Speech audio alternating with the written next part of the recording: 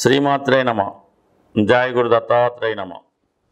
ఈ వీడియోలో మనం 22వ తారీఖు జూన్ నెల సాయంత్రం 5 గంటల ప్రాంతంలో కర్కాటక రాశిలో ప్రవేశిస్తున్నటువంటి బుధగ్రహ ప్రభావం వివిధ రాశుల వారి మీద ఏ విధంగా ఉండబోతుంది అని తెలుసుకునే ప్రయత్నంలో మరి ఎప్పుడూ కూడా ఈ బుధగ్రహం సుమారుగా ఒక 40 రోజులు, మ్యాక్సిమం 20 రోజులు, 15 రోజులు కూడా ఒక రాశి నుంచి ఒక మారిన సందర్భాలు ఉన్నాయి.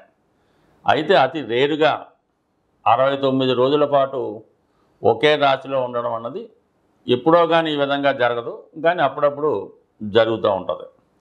సో దీని కారణం ఏంటంటే ఇదే రాశిలో ఈ బుధుడు వక్రగమనం పొందడం, మళ్ళా రుజు మార్గంలోకి రావడం, ఈ చర్యల్లో మరి ఈ గ్రహం కొద్ది రోజులు అతి వేగంగాను, కొన్ని రోజులు అతి నెమ్మదిగాను ఈ విధంగా సంచరించడం వల్ల ఎక్కువగా దీని ప్రభావం కంపల్సరిగా వివిధ రాశుల వారి మీద ఏదో విధంగా కనబడడం జరుగుతూ ఉంటుంది.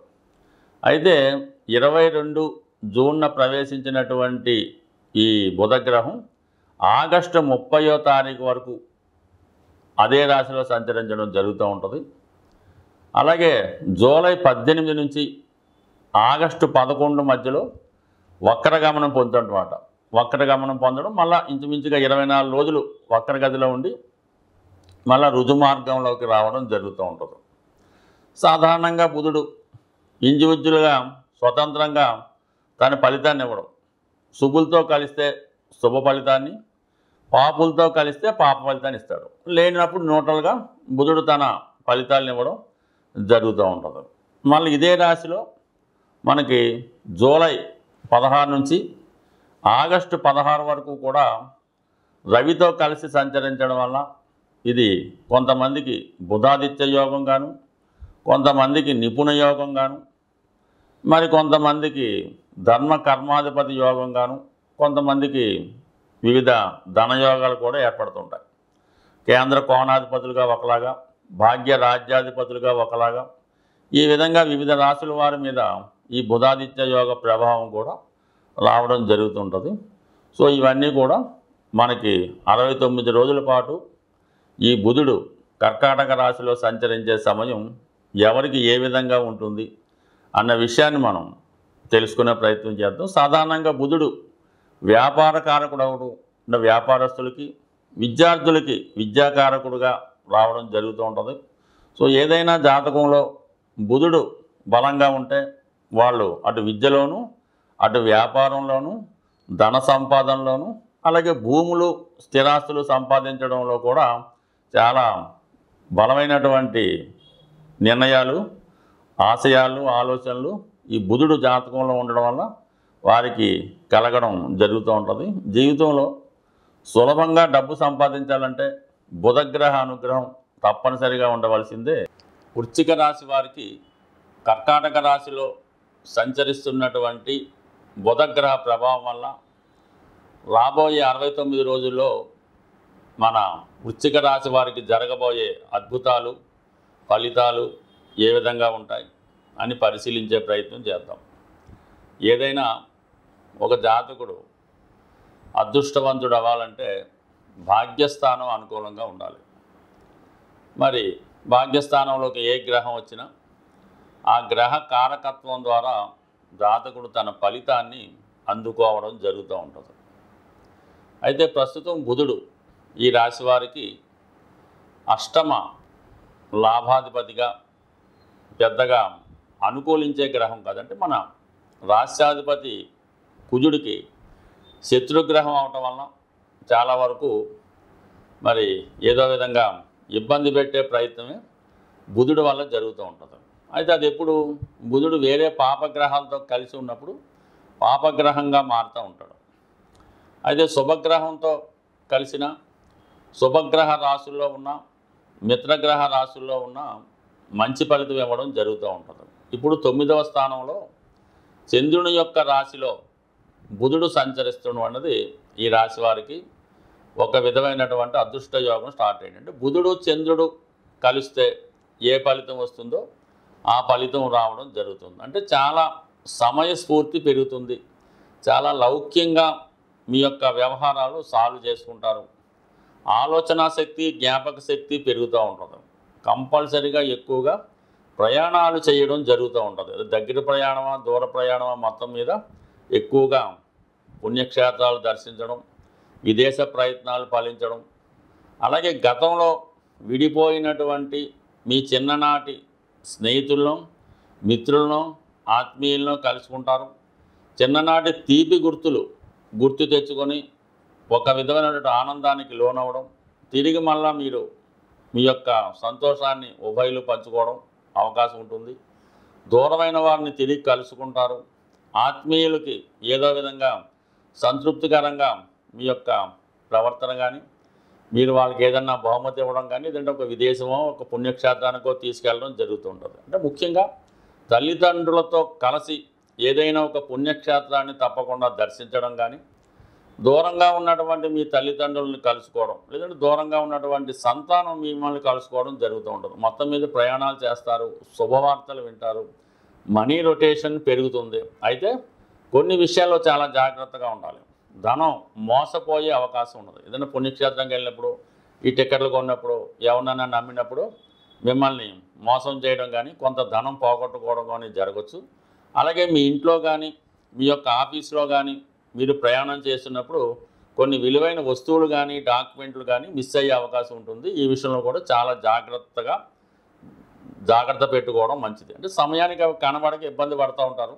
ఇది కూడా ఒక కారణం కావచ్చు. సో ఏదైనా ఆర్థిక విషయాల్లో బయట వారిని నమ్మకుండా జాగ్రత్త వహించండి. ఏదైనా ఒక వస్తువు అమ్మినప్పుడో కొనినప్పుడో కంపల్సరీగా మీరు దగ్గరుండి చూసుకోవాలి తప్ప ఇతరులను నమ్మడం వల్ల ఇబ్బంది పడతారు. అలాగే పిల్లలు దూర ప్రాంతంలో విద్యలో చేరడం కానీ, విద్యను అభ్యసించడానికి దూర ప్రాంతం వెళ్ళడం కానీ జరుగుతుంది. వారికి కట్టే ఫీజుల్లో కూడా కావలసిన వారే మిమ్మల్ని మోసం చేయొచ్చు కాబట్టి జాగ్రత్తగా ఉండండి. అయితే మరి జూలై 16 నుంచి ఆగస్టు 16 మధ్యలో రవి కూడా అక్కడ వస్తున్నాడు. ఈ రాశివారికి మరి రవి దశమాధిపతిగా భాగ్యస్థానంలో కలడం అన్నది, అలాగే బుధుడితో కలిసి ఉండడం వల్ల కంపల్సరీగా మీకు ఒక బుధాదిత్య యోగం ఏర్పడింది. ఇది విద్యార్థులకి చాలా అనుకూలంగా ఉంటుంది. ప్రభుత్వ స్కాలర్షిప్, ప్రభుత్వ పథకాలు మీకు అనుకూలంగా ఉంటాయి. అలాగే ముఖ్యంగా ప్రభుత్వ ఉద్యోగులకి ఒక హోదా పెరుగుతుంది, వారిలో నైపుణ్యం పెరుగుతుంది, కొత్త అవకాశాలు రావడం జరుగుతూ ఉంటుంది. సో అలాగే మీరు గతంలో ఏదైనా ఒక ఉద్యోగానికో ఒక వీసాకో ప్రయత్నం చేసి ఉంటే ఈ సమయంలో సక్సెస్ అయ్యే అవకాశం ఉంది. మరీ ముఖ్యంగా జూలై 18 నుంచి ఆగస్టు 11వ తారీఖులో మధ్యలో భాగ్యస్థానంలో బుధుడు వక్రగమనం పొందడం వలన గతంలో మీరు ఏదైనా పరీక్షలో ఫెయిల్ అయి ఉన్నా, ఇంటర్వ్యూలో ఫెయిల్ అయి ఉన్నా, వీసా రిజెక్ట్ అయినా ఇంకొకసారి ఆ సమయంలో ప్రయత్నం చేస్తే మీ ప్రయత్నం తప్పక నెరవేరే అవకాశం ఉంటుంది. అలాగే మరి బుధుని యొక్క పరిహారం చేసుకోవడం వలన బుధగ్రహ అనుగ్రహం మరింత పెరిగే అవకాశం ఉంటుంది. సాధారణంగా నవగ్రహాలకి పరిహారం చేస్తున్నప్పుడు కొన్ని గ్రహాలకి, అంటే ఎక్కువ పాపగ్రహాలు అనుకోవచ్చు, అతి నెమ్మదిగా సంచరించే గ్రహాలు అనుకోవచ్చు, వాటికి పరిహారం చేసినప్పుడు ఎక్కువగా 40 వారాలు ఇలాగా ఎక్కువ రోజులు చేయవలసి ఉంటుంది. అంటే మనకు శనికి కానీ రాహుకేతువులకు కానీ పరిహారం చేస్తున్నప్పుడు దీర్ఘకాలంగా ఆ పరిహారం మనం చేయవలసి ఉంటుంది. ఒక 18 వారాల పాటు కొంతమంది చెప్తూ ఉంటారు, 40 వారాల పాటు కొంతమంది చెప్తూ ఉంటారు. ఏదైనా వాటికి ఎక్కువ టైం పడుతుంది మనకి వాటి యొక్క అనుగ్రహం పొందాలంటే. బట్ కానీ ఈ బుధగ్రహం చాలా తొందరగా అనుగ్రహాన్ని ఇస్తుంది అన్నమాట. సాక్షాత్తు బుధుడు విష్ణుమూర్తి స్వరూపంగా ఉండడం జరుగుతుంది. అలాగే విఘ్నేశ్వరుడు కూడా మరి ఆ స్వామి యొక్క అంశే కాబట్టి విద్యార్థులు, వ్యాపారస్తులు విఘ్నేశ్వరుణ్ణి బుధవారం రోజు గరికతో అర్చన చేయడం వల్ల మీరు బుధగ్రహ అనుగ్రహాన్ని పొందుతారు. అలాగే ఆకుపచ్చ రంగు కలర్ ఎక్కువగా వాడటం వల్ల మీరు ఏదైనా పక్షులకి, ఎక్కువగా రామచిలుకలకి జాంపండు ఆహారంగా పెట్టమని చెప్తారు.